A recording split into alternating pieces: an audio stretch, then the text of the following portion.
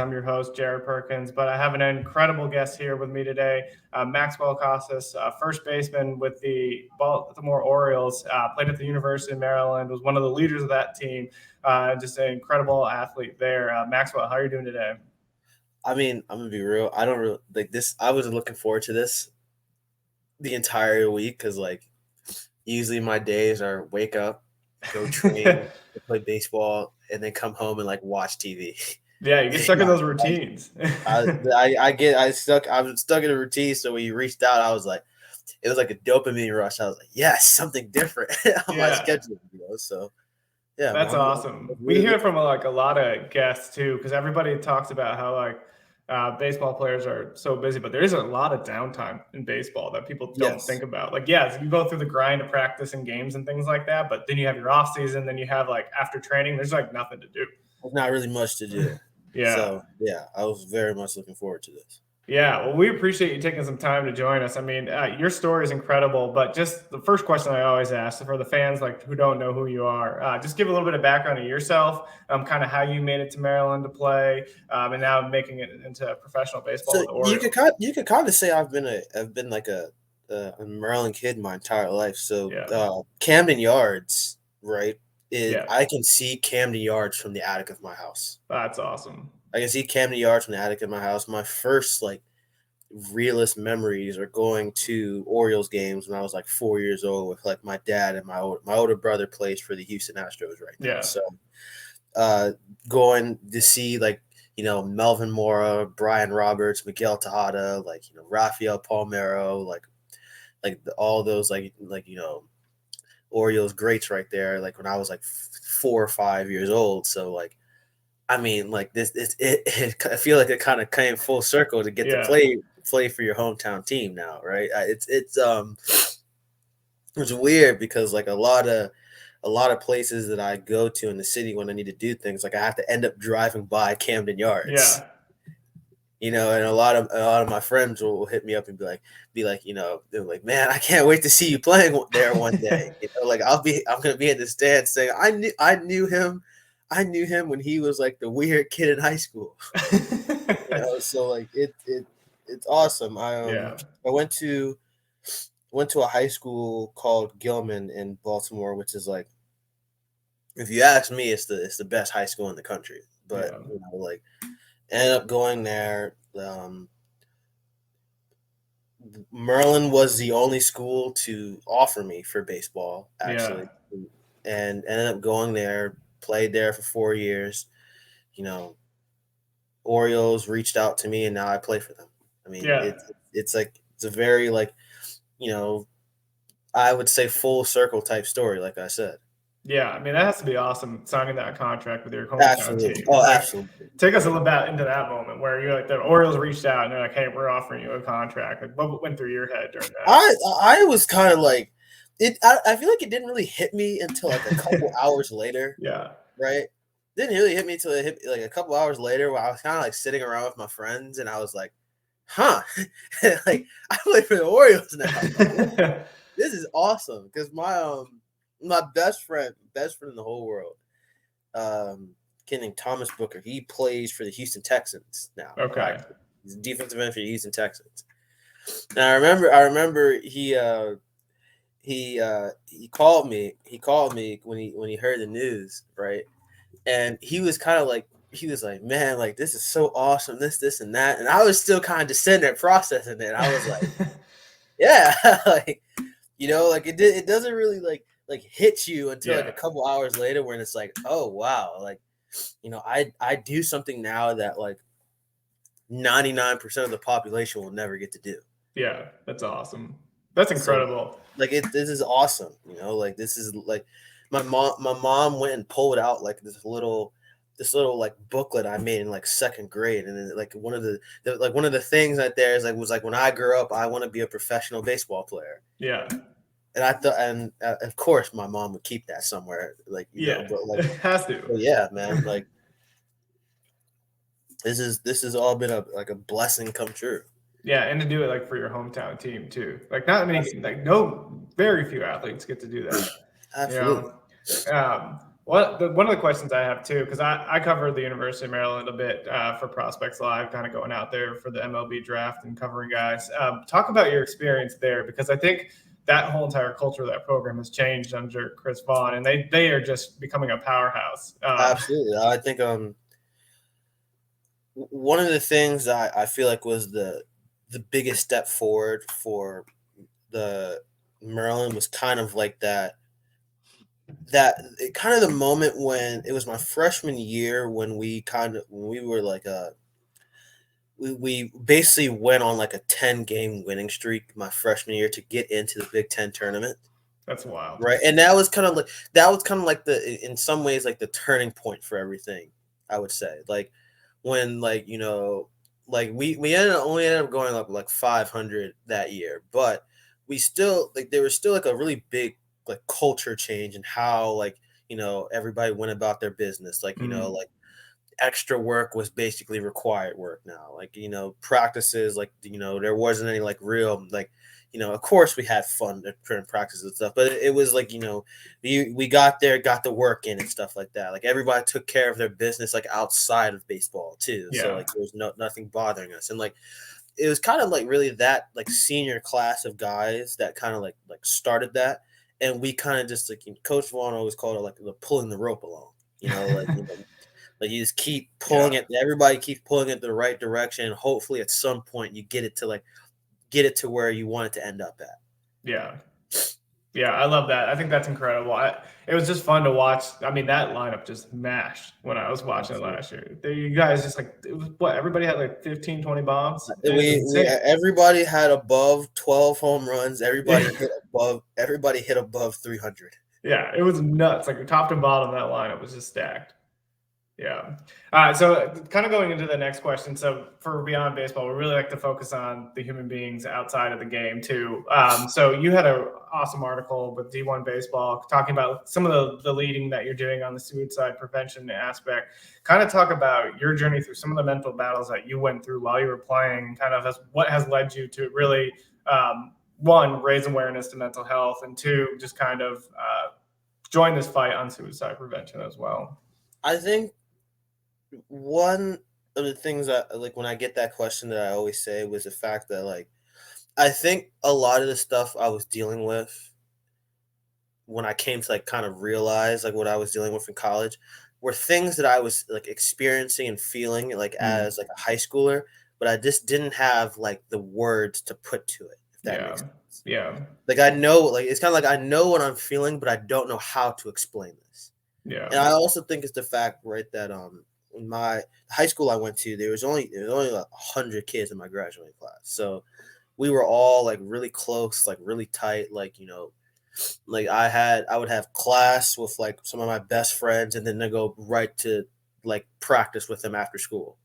Yeah. Right. So I kind of had like I guess I would say a buffer effect in a way where it was like, even though I was dealing with those things, like I was always like surrounded by like good people, always surrounded by like friends and coaches that loved me and teachers that really cared about me, like all that stuff. Yeah. Right. So compare that to when I go to Maryland. Maryland is 40,000 students. Yeah. Right. So, 10,000 kids per class, right? Like that was the first time like at Maryland, like I might have had one class with another teammate. Yeah. Right. And so it was a lot more of like not having that kind of like buffer effect anymore for what the things I was feeling. So then those feelings started kind of getting like exacerbated in a way. Right. And like I remember like, it was weird because like the better I was performing, it felt like the more and more stressed and like depressed I was in a way. Like I wake up and be like, oh man, like I really got to put on today, or something bad's gonna happen, right? Like I was feeling like pressure to just keep performing. And I remember it was like, I had an anxiety attack in by myself in a hotel room, like when we were at Minnesota, and like even to the point where like one of my friends like called the police out there to come check on me. Yeah. And I remember that was kind of like the the turning point of like my mental health journey, because that's like when I started going to see a psychologist, started to get actually learn about like what these like feelings and experiences were, right?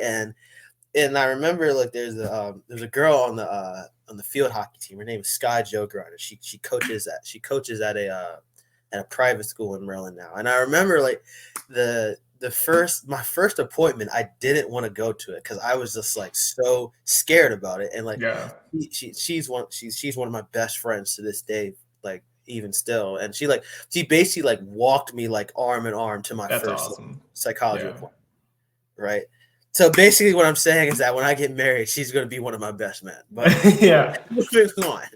Yeah. So I would say that like getting a psychologist saved my baseball career. It definitely saved my baseball career because like you can definitely see that like if you were to take a graph of like my performance and then take a graph of like the consistency I was seeing a psychologist, like they would both be going up like that. Yeah.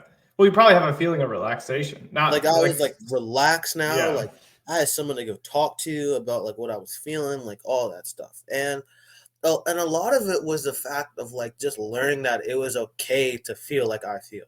Yeah. Right. You hear the saying like it's okay to not be okay, but like that is a real thing, right? A lot of the things I was telling myself, I was like, well, like what do I have to feel bad for? Like I'm playing a college sport, like I do well in school, like I'm healthy, like I don't have any reason to be feeling bad, right? And there is something to say about being like grateful for the things you have. Yeah. But man, I miss Dr. Garvin. Dr. Garvin for the Lions now. So I remember, I'm never going to forget, she told me this, and this completely changed my perspective on how I see things. She said, drowning in 5 feet of water is the same as drowning in 20 feet of water. Yeah. It doesn't matter how much you die. You die the same way. Yeah. I think that's incredible because like you talked about it. I mean, we're creatures of our environment, right? And so like you having that sense of community when you're in high school and then going to Maryland and feeling probably like there's a less sense of community just because there's so many people. Not necessarily that you don't have people around you that care about you, but that it's like more separated from that. We interviewed Jake Berger with the Chicago White Sox. I mean, he has been outspoken about some of the mental health battles he went through, being diagnosed with PTSD, all those kind of things. And he started Burger Bombs basically. And it's an opportunity for fans, other players, athletes, things like that, to just kind of talk about mental health. And like you said, just having that person and that opportunity to just kind of talk to someone and just like know it's okay. And there's other people going through some of the same battles that you might be going through. I think that's always huge. And it's awesome to kind of see you use your platform because I think more athletes should do that, is have the opportunity to really kind of showcase what they're going through and that others aren't alone. Absolutely. I think so after getting to see a psychologist and starting to like really like learn about all this stuff, like I majored in psychology actually. That's like, cool. If I was not playing baseball, I would be studying to be a cognitive behavioral therapist right now. Yeah, but that's awesome too, because like we talk to a lot of former players. So we do the full length episode and then we do these shorts. And in the full length episode, we interview former players and they just talk about how they lost their identity in the game. And then when their career was over, they had nothing that they could go to transition to. They're like, I don't know what I'm going to do in my life after this. And it sounds like no matter when your career ends, you have an opportunity to think about like, oh, I can go into the behavioral health field and be able to do that. So it's like, that takes a little bit more pressure off of you having to perform on the field because there's something outside of the game you can go to. My biggest thing for wanting to do like all the outreach and stuff I do was the fact that like it was kind of like, so I said before, like thinking about like all the things that I have, right? Like there are humans out there that have way less than me. Yeah. Right. Yeah. So how must they feel about their lives and stuff like that? Right. So I think, I remember I actually went back in October. I went to give a speech to my high school about mental health, actually. That's right. Cool. And it was so cool, right? Because they have like assembly speakers every like at least 3 or 4 times a week at my high school.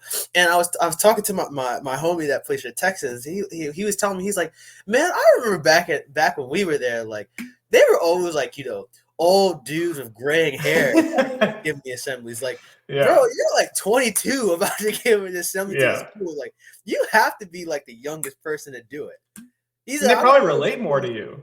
I remember he was like, I don't remember former students to come back and give speeches there. Yeah. So like one of the things I said during the speech was that, vulnerability breeds vulnerability, right? Yeah. One of the things Coach Vaughn taught us at Maryland was he had this equation. One of the equations he would teach us like X breeds X, right? Mm-hmm. So whatever you do is going to breed more of it.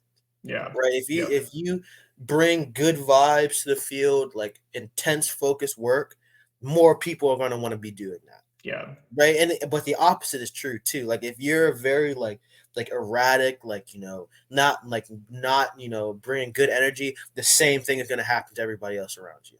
Yeah. Yep. Right.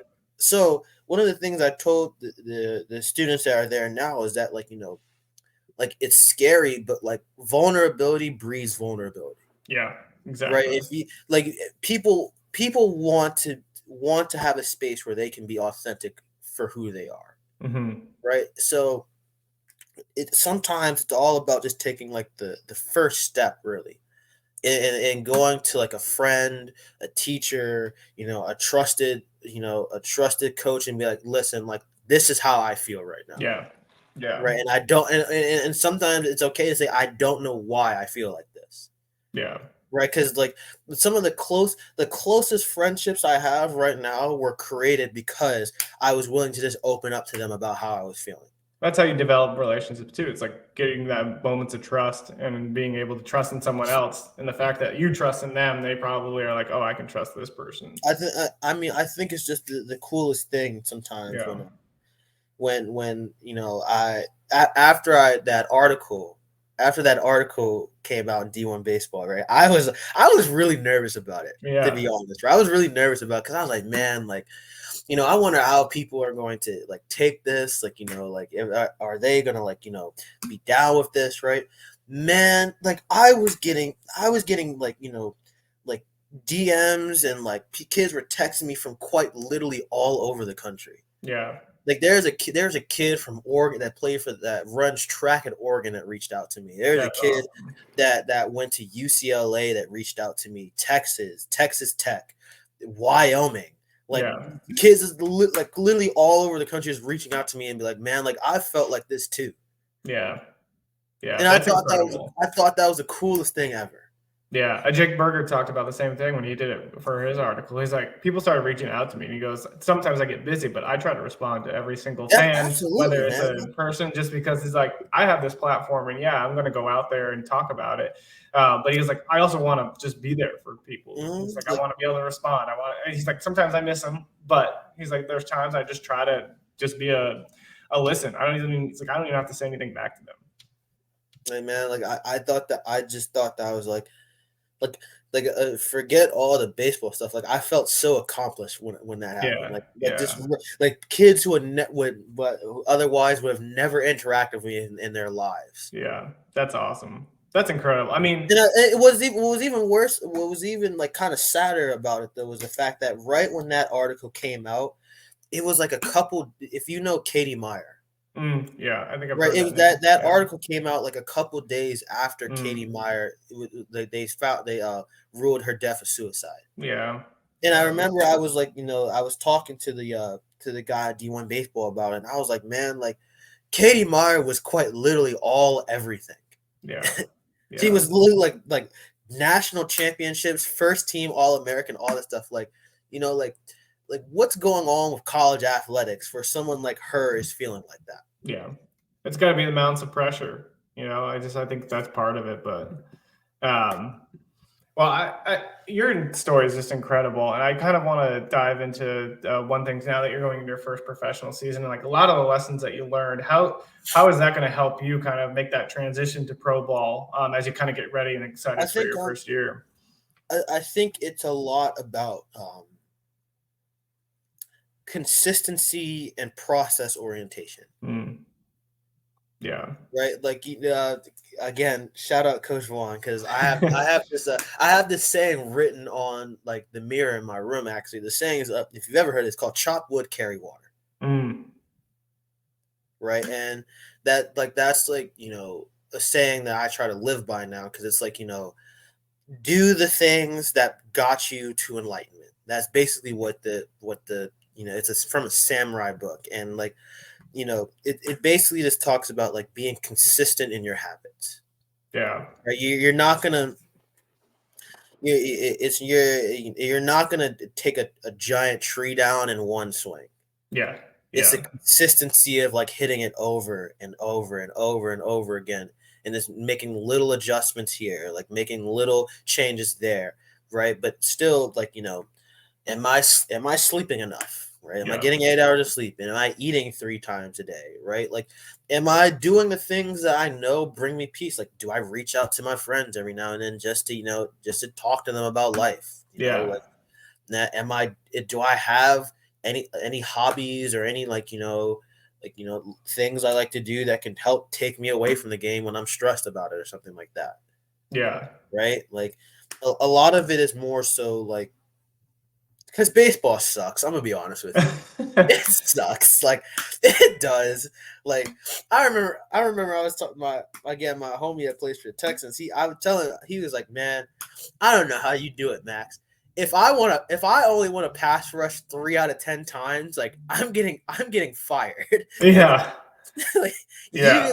Game of if you failures. if you get a hit 3 out of 10 times, you're considered really good at what you do. Yeah. Yeah.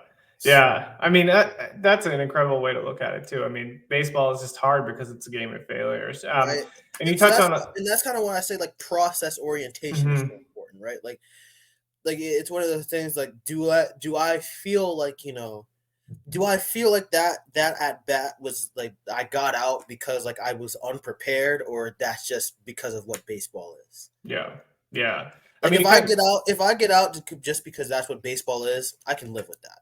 But yeah. if I'm like prepared every at bat, if I do all the things I need to do every at bat, I can't really be mad. Yeah. You're like, I gave it all I got. You can't really be mad at it. Yeah. You touched on a few things, but this kind of segues into the last question I always ask every guest. Because we want this to be a podcast where fans can get a good sense about the players behind the numbers on the field. But two, we also want it to be a resource for future athletes who might be going through some of the same struggles. So if you had that one piece of advice for an athlete who might be having some of the same battles that you did throughout your career, what would that one piece of advice be? I would say, this is a tough one, because, man, There's so many. Yeah. there's so many things in this. I guess,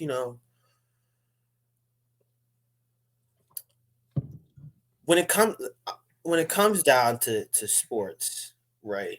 And it comes down to like obviously the humans, as you say, like behind like the athlete, Yeah. right? I think, you know we're only as good, and we're only going to be as good as the people we compare ourselves to and the people we surround ourselves with, Yeah. right? Like, I can definitely say that, like, I wouldn't be here without my friends, my family, and stuff like that, like our Yeah. closest individuals. And like, I remember a lot of times when like they were the ones that like helped me get through the bad days, right? Like, because they'd be like, at least I get to talk and see to them today, Yeah. Yeah. There's a right? positive So, there. Yeah. well, I think for the people that are going through all this stuff, right? Find your tribe. You know what I'm saying? Yeah. Like, find the people that like, when you need someone, they're there for you. Mhm. I like, this is gonna be sound funny, but like, I quite literally have like a group chat of like my like 7, 8 closest friends Yeah. that I named it Found Family, basically. I love it. Like, we literally call it Found Family, and there are other athletes, other people that I've just met along the way, but like I made this joke early, but they're gonna be at my wedding, basically. Like, Yeah. Yeah. they're gonna be the only invites to the wedding, Yeah. right? I mean, like, they're the ones that, like, you know have always taken the time out of their day to kind of like, make sure I was all right. Yeah. Like, when I first got picked up, I got to play in Aberdeen for a couple weeks because of injuries up there, right? And one of the girls that's in my Found Family Chad, she plays softball at the University of Maryland. Okay. Now, Aberdeen is in Northern Maryland. Yeah. Right. The University of Maryland is basically DC. Yeah, it's like right on the border. So on her off day, she plays softball there, right? On her off day, she drove the 2.5 hours like from DC to Aberdeen just to come see me play. That's cool. Because she's from Aberdeen. Yeah. Right. So her and her family came out to see me play. That's awesome. And I was like, Mackenzie, this is gonna be like a 4-hour drive back because of traffic. She's like, I don't really care. I just wanted to come see you. Yeah. That's right. incredible. Or when my best friend comes home from Texas, like he makes a point to come see me play. Because his off season is usually when I'm in season. Yeah. So he always makes a point to come to at least see me play once. Yeah. That's little stuff like that where it's like, on weekends when all my teammates were out partying and stuff, like I was with them, Maryland has like this really big like grass field in front of the main library. Yeah. I would be out there with them like on blankets just cracking dumb jokes and stuff. But like I said, like find your people. Yeah. Finding your people is the most important thing there is, because at the end of the day, right, your relationships are really all that you have in life, right? Like when we think about like legacies and all that stuff, right? Like you don't put up your own statue; other people put up the statues of you. Yeah. Yep. Yeah, I think that's an incredible thing to end on too, just because we've had multiple interviews where we've interviewed players and they talk about the game's going to end, but the relationships are going to stay forever. And two, we're always creatures of our environment. So the people we surround ourselves with kind of dictate our outcomes sometimes, just because the people we have around us are either going to support us, they're going to bring us down, those kind of things. So I think that's just an incredible thing to end on. And Max, again, thank you enough for taking the time to join us. This has been incredible. Awesome. I appreciate being on here, man. Yeah, we're wishing you nothing but the best this season. So good luck. And we'll be watching. Thank you. I appreciate you, man.